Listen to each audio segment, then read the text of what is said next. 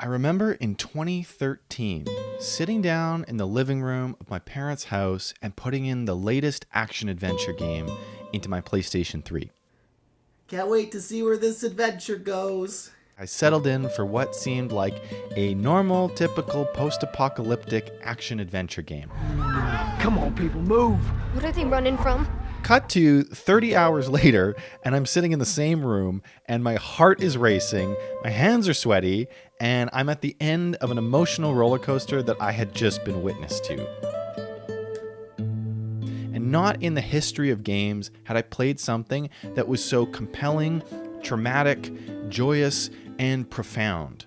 It is an incredible piece of art that is worthy of all the praise that it gets. And that soundtrack is fantastic. So, with the release of the new HBO miniseries, there is no better time to re-explore the world of The Last of Us. This series will follow the episodes of the TV show, but we're going to talk about what the differences are between the game, the show, and how they use different versions of storytelling to bring the audience along. We're going to compare these mediums and see how they deliver that story to the audience and kind of which one is more effective at delivering it in its own way. So if you haven't played the game or watched this week's episode, this is your warning right now because we are going to be spoiling everything and jumping around. So that is your warning. Let's go. In episode 1, I was really interested to see how they set up kind of the first world of The Last of Us. Translating a game into a show, there are certain artistic limitations that they would have had to consider in their storytelling. For example, in a game, the story is delivered to the player through the speed that the player progresses. Oh, dang it. I forgot to give this to him. Meaning, if the player chooses to wander around, they can spend a lot more time learning about the world through its collectibles and its notes and soaking up the environment at their own pace. Go. Down on the ground. Okay, Jesus. Then get down. Do anything wrong! No! Hands on your fucking head.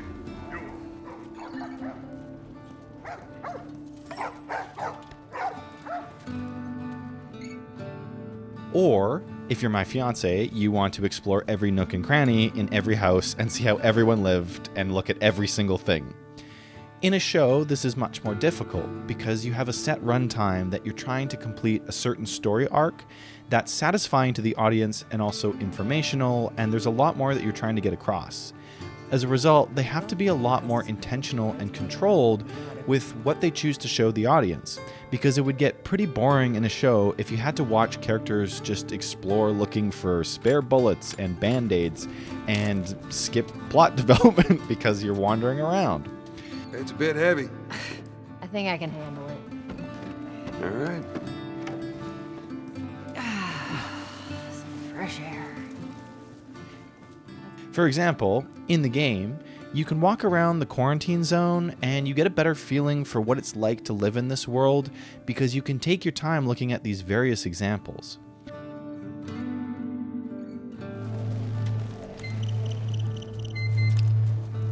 Wayne. I got us all new papers. They shouldn't give us any static up there. Just play it cool. The way I heard it, they lined up. See you, Andy. There you go. What's your business here? Got the day off. Visiting a friend. All right. Move on through. Thanks. Get out of here, go! Close it up! Firefly! Fucking shoot him! This might be an illusion because in games, people consume it differently. For example, some people like to just run through, some people like to take their time in the world and immerse themselves in the environment. Either way, there's probably more texture overall in the game to help set the scene of an environment. You can look in 360 degrees to get an idea of what's going on around you. And I think you come away with this feeling that the outside world is a rough place, and even though that these people are trading their freedom for a safe place to live in the protection of these walls, this is better than dealing with whatever the heck is outside those walls. The game also has time to introduce you to its mechanics, which means zombies.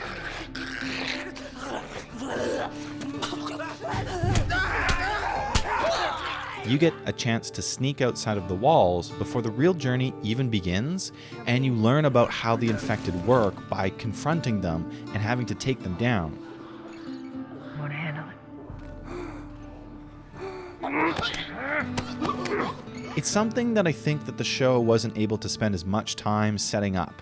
The stakes of going outside this world are quite dangerous.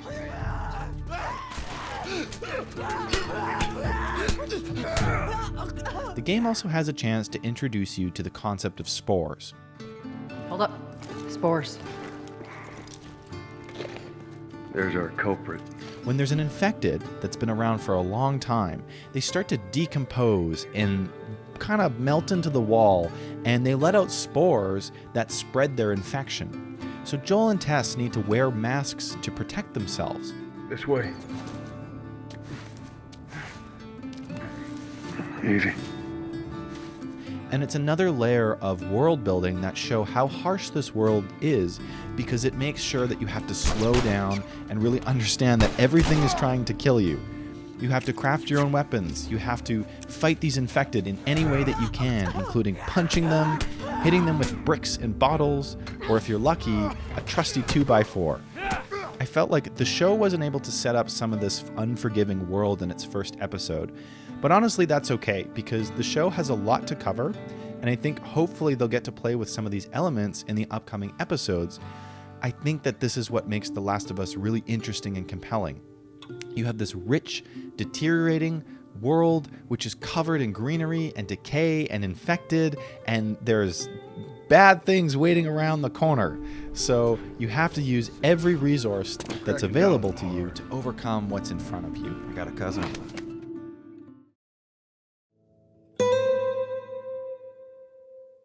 I want Joel to watch over her. Whoa, I don't think that's Bullshit, the I'm not best Ellie. idea. with him. How do you know them? I was close with his brother Tommy. Said if I was ever in a jam, I could rely on him. Was that before or after he left your little militia group? He left you too. The Last of Us is a game that's incredibly cinematic. So much so that at times it can be like watching a movie. So when it comes to adapting these parts, the HBO show can quite easily exist as a literal shot-for-shot remake. That's Lewis's farm. I hope that sumbitch made it out. God. It's Jimmy's place. And that means that the character development can be quite similar. Come here, come on, give me your hand. What is it? My leg hurts. Are you okay? Are you okay? My ankle. We gotta get off the street! And this is really cool because it lends itself a massive respect to the original source material by repeating the success of it, as well as introducing new audiences to what worked so well. In the HBO series, they also added this really cool short scene to the beginning that's a very clever way of setting up the world of The Last of Us. We have an epidemiologist who's talking about funguses and how they can take over the brain and create this host figure and what that could look like. One gene mutates, and an Ascomycetia, Candida, ergot, Cordyceps, Aspergillus, any one of them could become capable of burrowing into our brains and taking control not of millions of us, but billions of us. Billions of puppets with poisoned minds. And it's a really unsettling moment because it gives the audience something to pay attention to and start to set up where the world is going to go and the dangers that are coming forward. And I think they did this great bit where they reference the pandemic, which we are all very familiar with recently, and say, okay, yeah, that's bad, but what if it got even worse? And then they leave it and they go back to normal life. And it's a brilliant setup because it sets up two things. It builds anticipation for what's to come, but it also introduces the entire concept of the infected to the audience so that they don't have to have it explained to them as we go forward. And I can't tell you this, can't overemphasize how good of storytelling this is because you are trusting the audience to put two and two together as we go forward.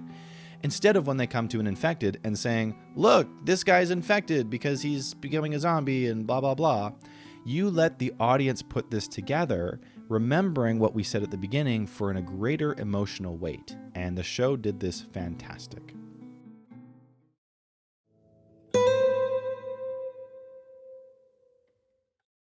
At the beginning of the show, both mediums do a fantastic job spending time in the world of Joel and Sarah. What's this? Your birthday? In fact, it's really interesting that they focus on Sarah as the main hero character in these scenes. Fixed it for you.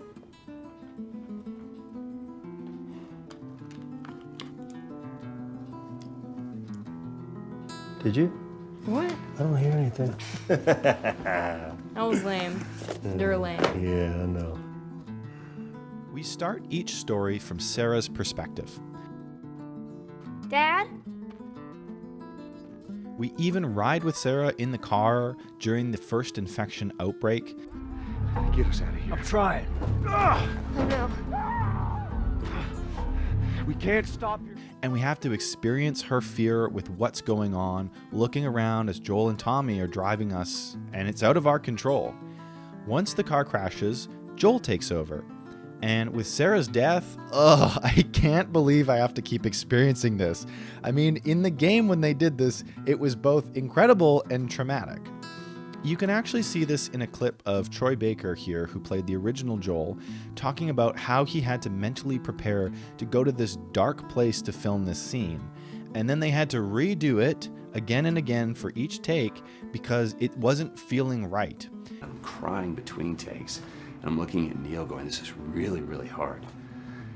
And finally, after like the 8th or 9th take, he said, all right, I think we got it. I was like, oh, thank God. And I went outside and I was just jacked up for the rest of the day. I mean, a wreck emotionally. But we got it. Then 2 weeks later, he calls me.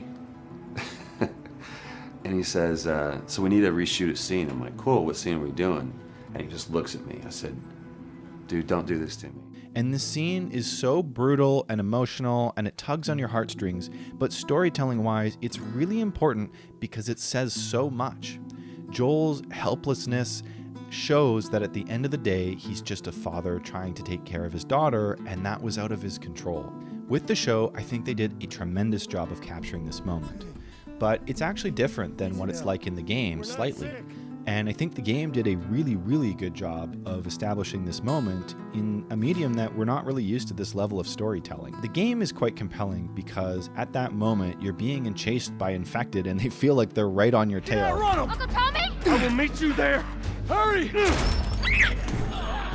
we can't leave him. He's gonna be fine. And you're heading towards the bridge. You can see a bridge in front of you. That's your goal. It's safety and it's motivating. They're getting closer. Dad?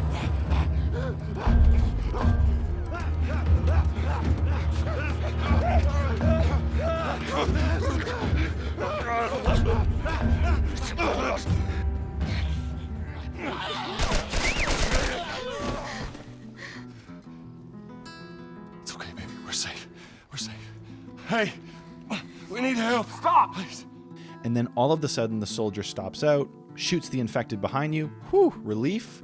And then you have this confrontation moment where it feels like everything is brutally ripped away from you, and it really becomes fuel for the following storytelling. In the show, this takes place in sort of a field, and I wasn't entirely sure where they were trying to get to. It looked like it was a military base, but it felt a little bit more open-ended and therefore left me question, what is Joel trying to reach? Is the military going to provide us safety? Where are they going to? And I just wanted to highlight the difference between the two series because while I think they both do a really good job of setting this up, the bridge in the game worked so well as an effective storytelling tool because it made a really good contrast when that safety was ripped away from you. But still, overall, both really well done. And for everybody that's new to the show, welcome to the game.